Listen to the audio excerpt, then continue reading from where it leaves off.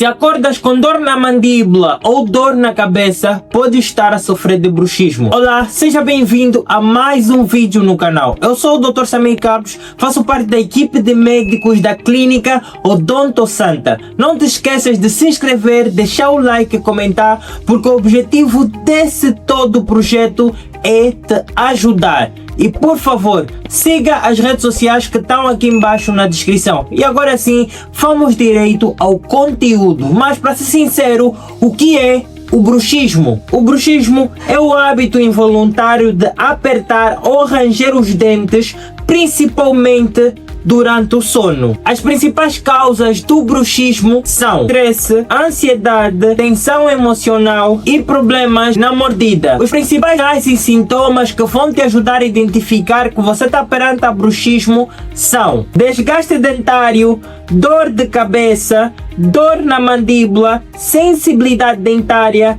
e estalos ao abrir a boca. Na clínica Odonto Santa fazemos uma avaliação completa e indicamos o tratamento ideal. Em muitos casos que aparecem aqui na clínica, a gente utiliza uma placa de proteção para evitar o desgaste dos dentes. Se esse conteúdo fez sentido para você, comenta aqui bruxismo ou agenda a tua consulta no site oficial.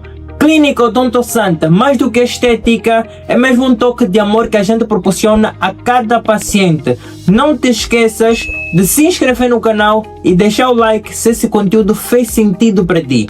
Te vejo no próximo vídeo. E também diz aqui nos comentários o que você achou desse conteúdo.